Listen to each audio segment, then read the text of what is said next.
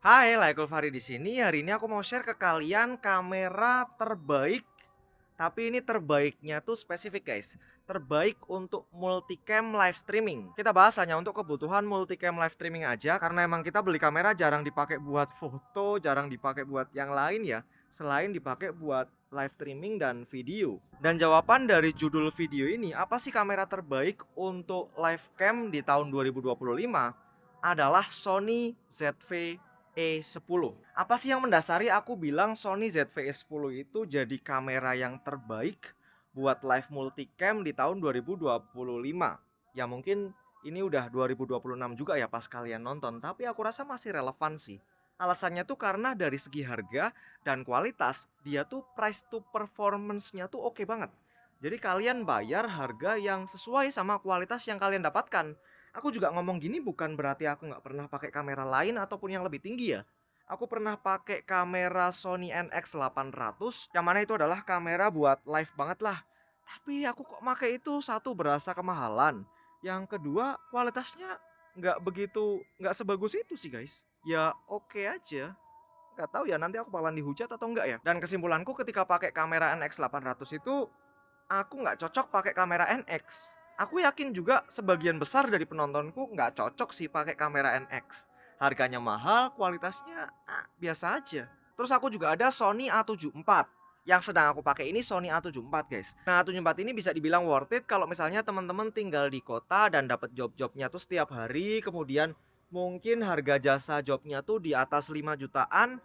Aku rasa masih worth it pakai A74 ini. Tapi kalau di kampung, di desa kayak aku di Pemalang, Jawa Tengah, aku rasa agak kemahalan sih pakai A74 kayak yang aku pakai ini. Kemudian aku juga pakai kamera Sony A6400.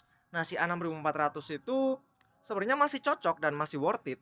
Cuman kalau kalian pada akhirnya cuma pakai buat video dan live aja, kenapa nggak pilih kamera yang didesain buat video? Yaitu ZV. Kalau Sony A6400 itu kan lebih hybrid ya. Kalau kalian butuh foto ya oke lah A6400. Tapi kalau murni butuh video aja, mending ambil ZV-E10 aja guys. Dan nanti versi upgrade-nya kalian bisa pilih yang ZV-E1. Itu udah pilihan yang paling mantep banget sih. Dan rasa-rasa banyak juga orang yang membandingkan antara A6400 dan ZV-E10. Kalau menurutku pribadi, kedua kamera itu tuh nggak beda, sama aja secara kualitas. Ya mungkin ada beda di sini dan di sana, tapi untuk mata awam melihat kedua kamera itu tuh hasilnya sama kok. Perbedaan signifikannya justru kalau A6400 tuh ada viewfinder, kalau ZV-E10 itu nggak ada. Makanya ini bakalan ngaruh kalau kalian lebih banyak ngambil foto. Tapi kalau teman-teman nggak pernah ambil foto kayak aku, bisa dibilang jarang banget bikin thumbnail aja tuh kita pakai video di screenshot gitu.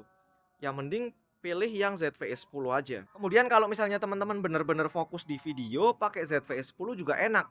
Dia udah ada headphone untuk monitoringnya. Ini walaupun banyak clip on sekarang udah ada headphone monitoring, tapi kan itu audio yang masuk ke clip on ya, bukan audio yang masuk ke kamera.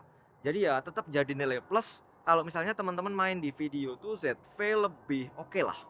Nah, tapi gimana buat teman-teman yang budgetnya lebih bawah lagi, guys? Apakah Sony A6000 itu masih recommended?